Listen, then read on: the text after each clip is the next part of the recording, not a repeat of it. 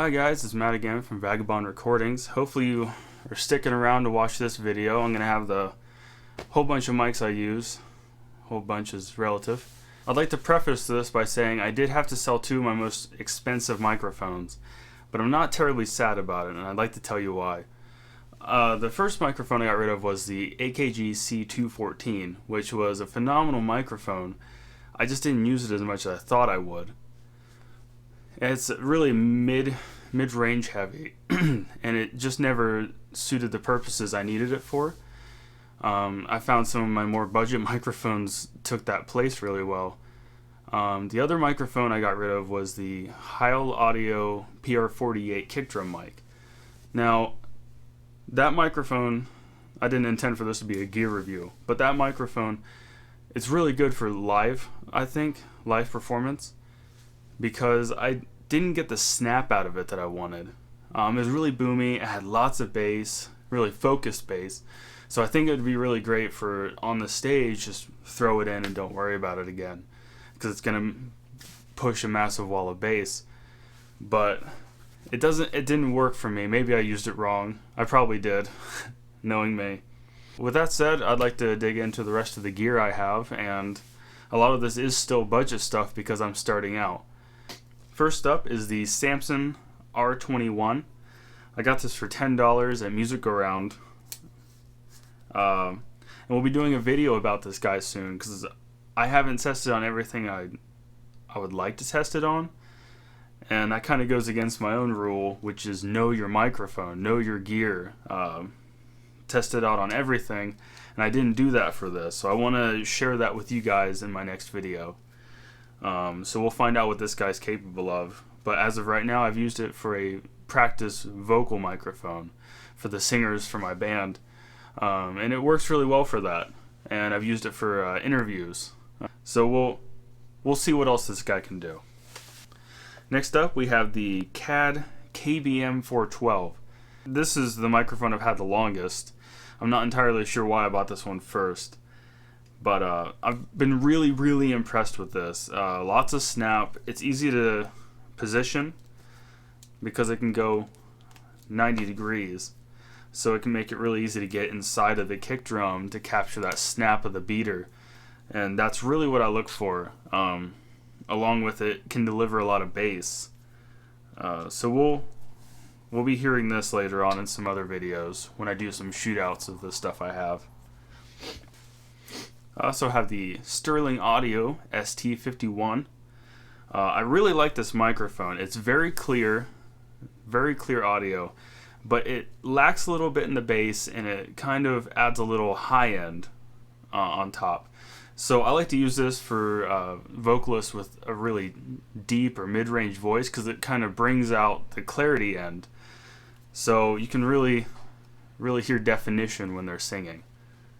I bought this as a stereo pair. I have another one. They work really well. On overheads, I think they're a little too sizzly. I'm not a technical person, so I'm going to use really non-technical terms to describe stuff. But like the rest of these microphones, I'll be showing you what this guy can do in different situations. Alright, this is the first condenser microphone I own. It is the Natty SCM 960.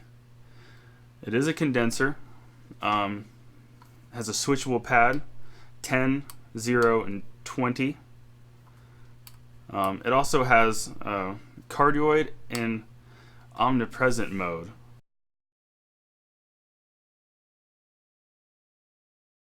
This microphone has two pickup sides when you switch it to the all-around mode, and that can do some very interesting things. I haven't messed with that too much, but this was the first condenser mic I owned.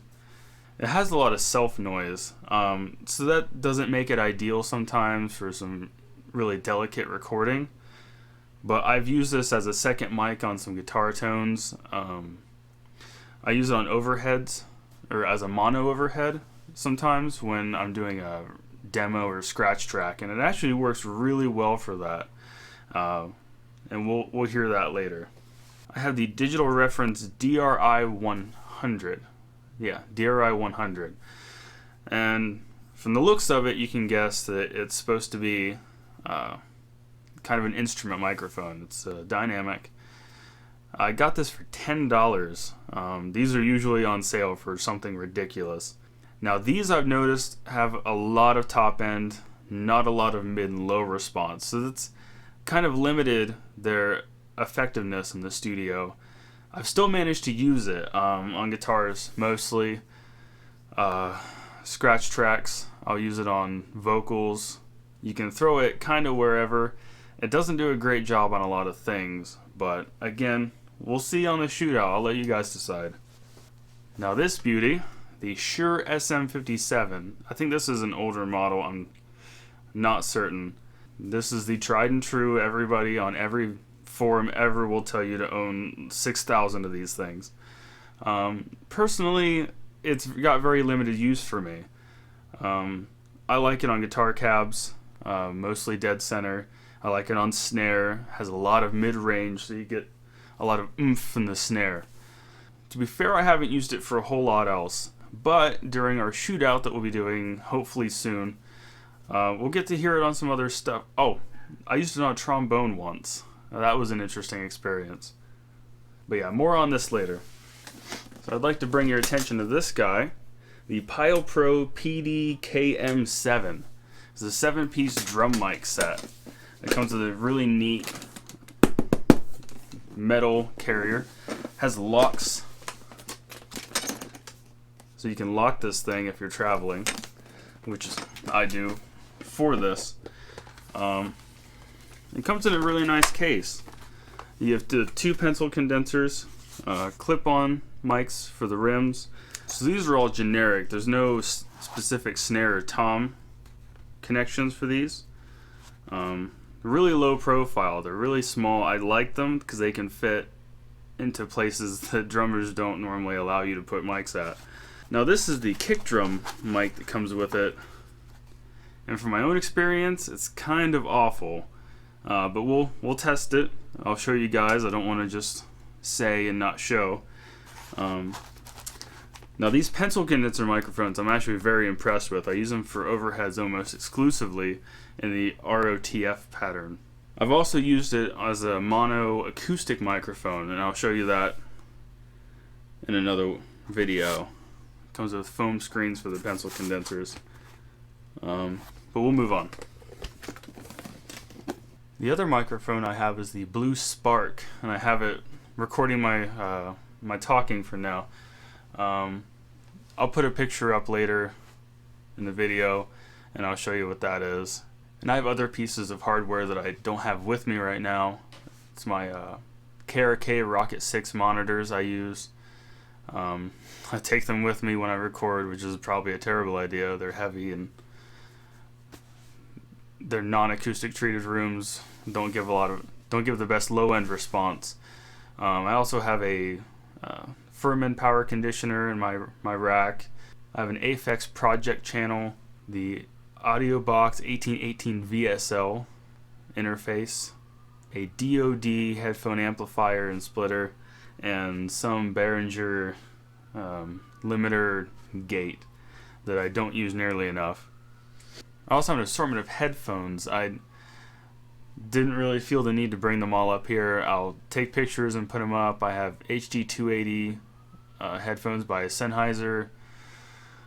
I have Samson headphones and some Yamaha headphones I got in some kind of fire sale. Now, I'm going to be talking a lot about budget stuff, and I want you guys to understand that that doesn't always mean using the cheapest stuff. The bottom floor, no professional would use that in their right mind kind of stuff. It also means finding sales and being smart with how you use your money. Everything I own, I did not pay full price for. I got it on a sale of some kind, so much % off. Used instrument stores, online sales. Sometimes you go into Guitar Center, Sam Ash, and they'll have a used section, or they'll have coupons that come out. So I suggest you try and pay attention to that kind of stuff. A lot of these stores price match too with online competitors.